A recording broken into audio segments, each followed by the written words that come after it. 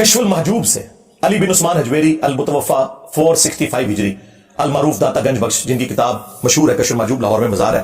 ہم ان کے بارے میں 1,00,000 ٹن حسن ظن رکھتے ہیں کہ انہوں نے نہیں لکھا ہوگا. میں کہتا ہوں بزرگوں کو بچاؤ، آپ کو کہ بعد میں ان کے مریدوں نے ڈال دیا، لیکن کہتے ہیں نہیں معرفت کی باتیں ہیں، آپ کو نہیں پتا. تو ٹھیک ہے، معرفت کی باتیں تو ہم آپ کی عوام کو بتاتے ہیں. یہ معرفت کی بات انہوں نے صحب اور شکر کے اوپر چیپٹر باندھا، ایک چیپٹر نمبر 14.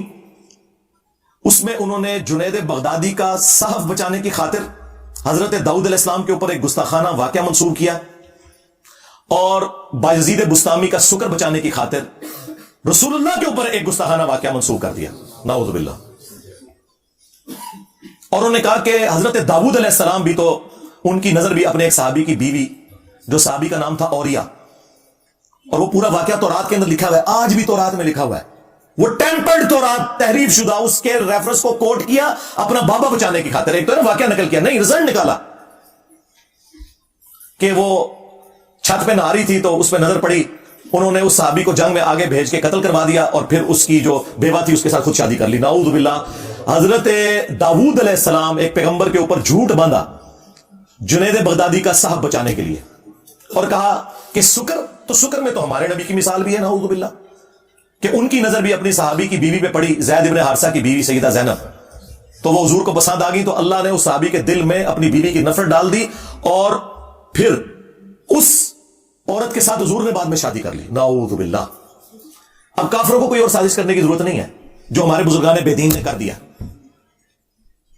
اور یہ کتاب ضیاء القرآن پبلیکیشن نے چھاپی، پیر کرم شاہ صاحب کا جو ادارہ ہے، اور اس کتاب کے مقدمے میں پیر کرم شاہ صاحب نے صفوں کے صفحے کالے کیے ہیں کہ اس کتاب جیسی اور کوئی کتاب نہیں ہے. اور ہمارے جو بابا جی خادم رضوی صاحب تھے نا، جب تک وہ زندہ تھے، میرے کو نسیرے نے بہت ڈرتے سی میرے کو، اور پتا سی انہیں چک بٹ لیا، انہوں نے نجی محفل کیا انجینئر نہ چڑھو، گلا صحیح پہ کرتا ہے پر اسی گلا کر نہیں سکتے.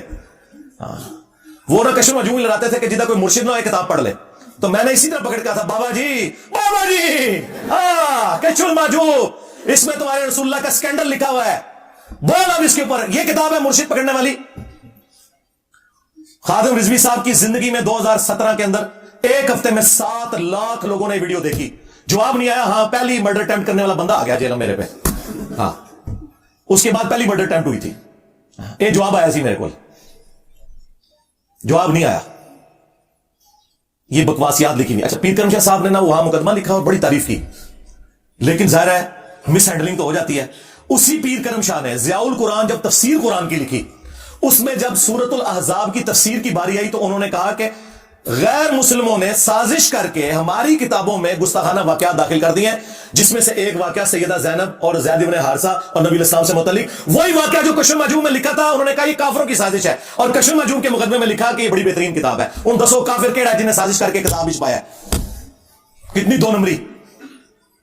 اگر اسے پتا نہیں تھا کتاب کی تعریف نہیں کرنی چاہیے تھی، اور اگر پتا تھا تو منافقت کی. جیسا میں کہتا ہوں کہ اعلیٰ حضرت کو اگر نہیں پتا تھا تو پھر سمجھ لو کہ اعلیٰ حضرت کا علم غیب فارغ، کہ سبع سرابل کے اندر چشتی رسول اللہ لکھا ہوا ہے.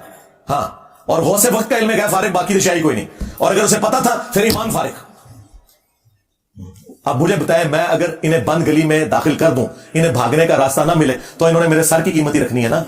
ہاں، اس کے سر کی 22 کروڑ عوام میں ایک بندے کے سر کی قیمت رکھی گئی ہے.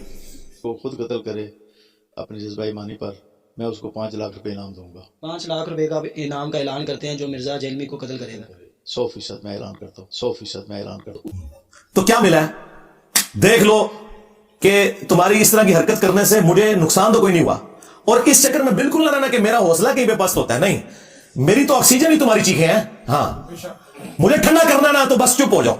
ہاں، ورنہ بولو گے تیرا منجی ٹھوکاں گا. ہاں، ایسے نہیں رکھنا. میں وہ نہیں ہوں کہ میں چپ کر کے بیٹھ جاؤں. بالکل چپ کر کے وہ بیٹھتے ہیں جو لوگوں سے چندے کھاتے ہیں.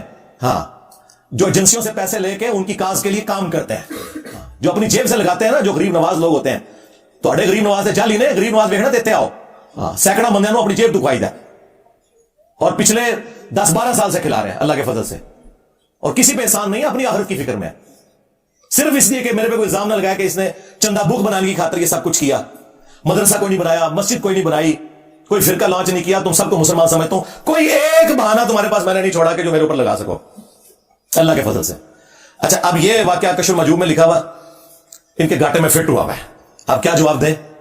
اس شخصیت کے بارے میں کہہ رہے ہیں کہ اس نے اپنی صحابی کی بیوی کو نعوذ باللہ دیکھا بری نظر سے، جس کے بارے میں قرآن کہہ رہا ہے ما ضل صاحبکم وما غوا، تمہارے نبی نہ کبھی بہکے ہیں نہ کبھی بے راہ چلے ہیں، جن کے بارے میں بخاری اور مسلم دونوں میں حدیث موجود کہ نبی الاسلام میں کنواری لڑکیوں سے زیادہ شرم و حیا تھی۔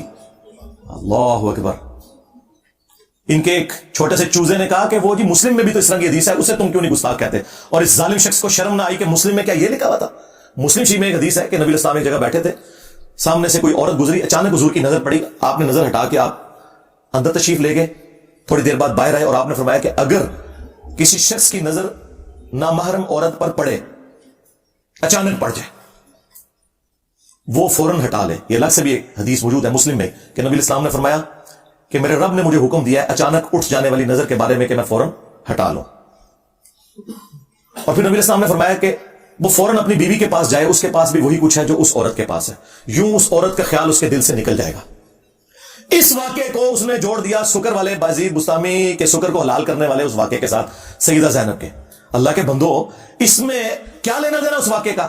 یہ تب اس طرح کا واقعہ ہوتا کہ جس عورت پہ حضور کی نظر پڑی نعوذ باللہ، جب وہ اپنے گھر گئی تو اس کے خامند کے دل میں اللہ نے نفرت اس کی ڈال دی، وہ عورت واپس آ کے حضور کے پاس پیش ہوئی اور حضور نے اس سے شادی کر لی۔ پھر ہونا سی ہے واقعہ تھوڑا کشر مجھوب والا۔